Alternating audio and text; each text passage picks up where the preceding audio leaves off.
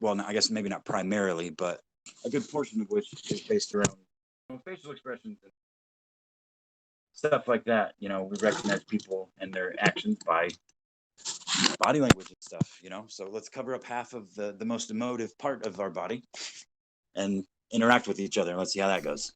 Yeah, one thing that an IRL friend of mine brought up to me about like 2 months ago or so, and I actually thought this was a really good point, was my friend asked, well, what about deaf people? Because deaf people rely on a lot of them can read lips and rely on lip reading and facial expressions to communicate with people. Since that's an exceptional point, actually. I hadn't even considered that, but I've dealt with plenty of deaf people in customer service settings, and to be fair, most of them boil down to pen and a piece of paper when it really comes down to it. So, but back when I waited tables 20 years ago or so, there was a couple of deaf couples that would come in, and the first interactions are always nerve-wracking for you as a non-deaf person, because you walk up and go, "How you guys doing today?" "Okay, cool." And they're just looking at the paper, looking at the menu. "Well, can I get you guys something to drink?" And they just continue looking at the menu, and then they put one of them eventually, "Oh, notice you're there," and start doing sign language to you. Yeah. But they can, again, the horror on my face when I'm, after like 10 seconds being like, these fucking people for real, in my own head.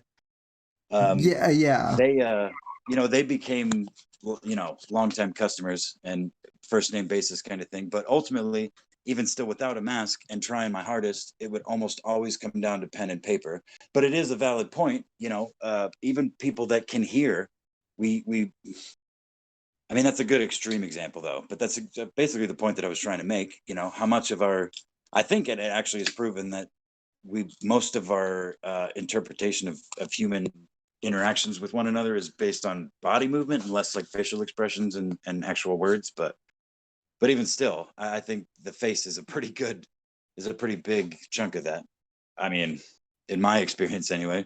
Oh yeah. Well, I also think it's really ridiculous that like schools and colleges too are now requiring. I mean, I feel really bad for kids going back to school because now they have to wear masks for 8 hours a day, some of them, and then like my half sister's school, I guess they got a case of COVID, within the first week. So now she's back to online schooling from home, and it's only the first week. So it's like, well, it's like, I mean, oh yeah, my god.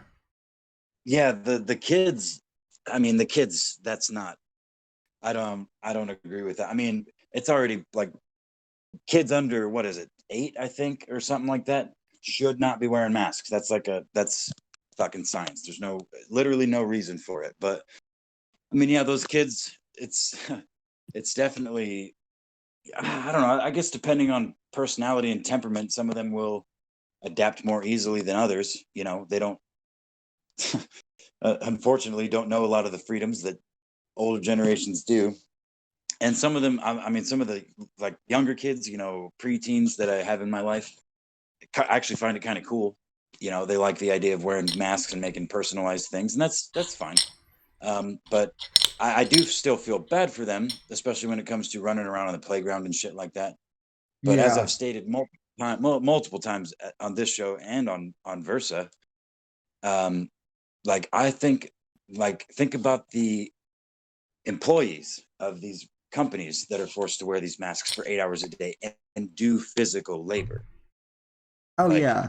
some of it's not that real major of physical labor, admittedly, and there's a lot of construction workers, types of construction work that requires all types of PPE and shit that they got to wear for 8+ hours a day. But the difference that I argue is that most of those people choose that job, and a lot of these degenerates that work in retail and the lower ends of the working class, I guess you could say, myself included, they don't have a whole lot of options because they aren't educated or have mental illnesses or whatever, you know what I mean, that prevent them from succeeding at higher jobs. So they don't have a choice but to work in McDonald's, you know what I mean. So We get it, Apex. You said last week that you're retarded. You don't need hey, to. well, that's been nullified. The Declarant channel confirmed public service announcement. Apex Gamma is not retarded, so